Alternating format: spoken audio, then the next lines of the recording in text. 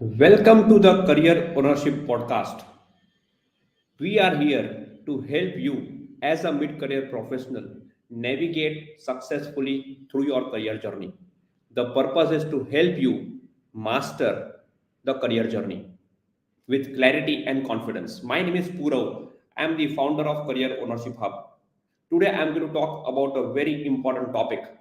And the topic is, what are the top 5 limiting beliefs that are holding you back as a mid career professional? Let me tell you, in the mid career journey, the problem is not about lack of talent, neither it is lack of skills, but it is all about your limiting beliefs which are holding you back, which are not letting you take actions. Let's begin this journey to understand what are the top 5 limiting beliefs which are preventing your growth in the mid career journey.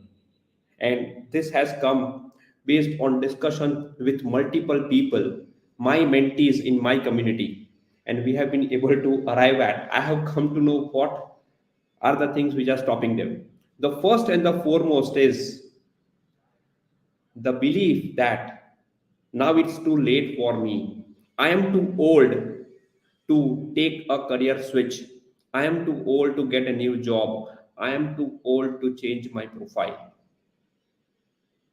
Let me tell you something. This particular aspect of age cannot be changed. This is not in your control. So, if today you are thinking about age, it means that you are closing the opportunities forever. I will share a technique with you to overcome this belief. Ask yourself how many years are still left in your career journey. Let's say you are 40 years old. You are still left with 20 years in the career journey. You are 50, you are left with 10 years.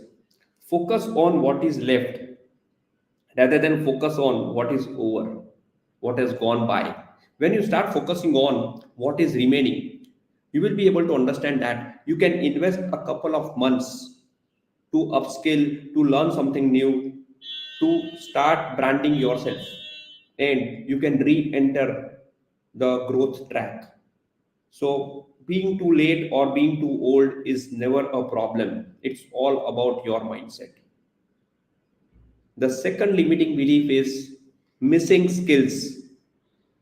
You might have worked in the same profile for a very long time, and now you realize that your growth in that particular profile has stopped, and now the skills are missing. Now you cannot change profiles because you have been in the same profile and you haven't cultivated any new skill. A technique to discover your own skills is to create your skills landscape throughout the years of experience that you have worked in the professional journey. On the job, you have cultivated a lot of skills. The only difference is that for these skills, you don't have a certificate. And our mindset is, unless we have a certificate, we do not believe that we have the skill. Go back to the writing table and start putting down all your different tasks that you have done throughout the journey. And during while you are performing those functions, what are the skills that you have cultivated? You need not be expert at all the skills, but when you start doing this exercise, you will understand that you have a treasure of skills, and with that treasure you can start exploring what other opportunities can you take. So start working to create your skills landscape, and that will help you open an opportunity landscape for you. The third limiting belief that majority of the mid-career professionals carry is, I don't know technology. The way the technology or the technical disruptions are happening, I have been already left behind. It is very difficult for me to get hands on to the new technology. You don't need to be an expert, you should be familiar. You should be familiar with the technologies With all your experience working on the ground, with all your experience of so many years, you just have to blend the technology with your experience. You will find many youngsters who have hands on with the technology, but what are they missing is the experience. And that's where you can fill the gap, and you can complement their journey, and you can grow in your journey. The problem is that we want to master the technology. If it is data science, you try to become a master at data science, and that takes too much time that you start losing patience. So you don't need to be a master at data science. You don't need to be a master at AI or ML. You just have to be familiar and see how these technologies complement your domain expertise. And then let me tell you, you will be able to begin the new innings very easily. The fourth limiting belief is you don't want to take a risk now. Because of the financial liabilities, because of the family responsibilities, you are not so comfortable taking a chance with your career. You don't want to change jobs, you don't want to switch profiles. Again, the question is, how long will you continue the way you are continuing? If you are not growing in a particular profile, if you are not growing in a particular organization, if you are not growing in a particular setup, you have to take a call. You have to take a calculated risk. And for this, you can take guidance. There are many industry experts. Start building your network in the industry so that you get the right advice. If you keep asking yourself, or if you keep asking the people who have not traveled the journey that you are planning to travel, you will never get the right advice. So start networking with the industry, and you can also get a mentor for yourself.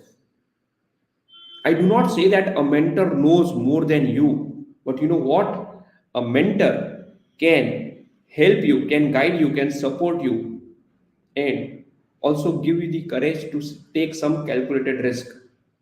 It is always good to do some brainstorming with your mentor and take his or her inputs.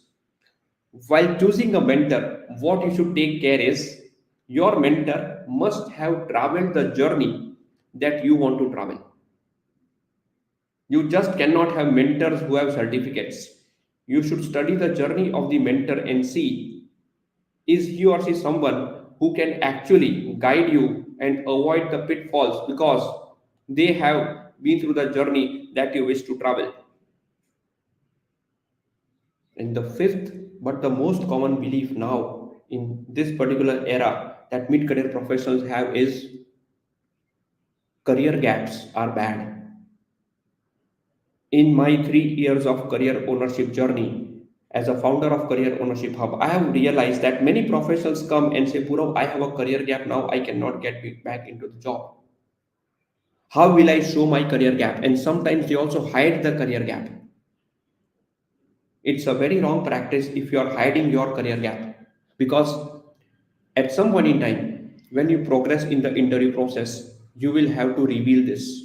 And if you do not reveal this early, then you are creating a wrong image of yourself. Today, recruiters are not hiring only for skills or talent or experience. They are also hiring for attitude. They are also hiring for honesty. They are hiring for transparency. So begin your journey with complete transparency. And for that, you should be proud enough to show the career gap. But when you have a career gap, are you able to craft a nice story to justify the career gap? Even if you have been laid off, or if you have been fired because of something wrong, are you courageous enough to share that I made a mistake, but I have learned from the mistake and I'm not going to repeat this mistake? If you trust me, I am here to impact and positive impact on your business. You know what? Career gaps can be handled very easily. So if you have a gap, don't carry that burden. Don't feel guilty about the gap. The only thing which can stop you, or no one person who can stop you in your mid-career journey, is you.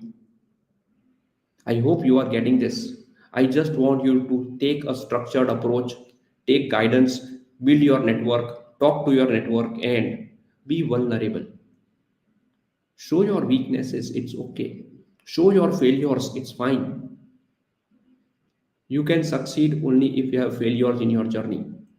And don't be impatient. Don't keep running the race. Don't keep taking the same actions like applying everywhere with updated resume, applying on Naukri.com, Monster.com, Yahoo, Indeed.com, Shine.com. Those things in the mid-career journey specifically will not help you.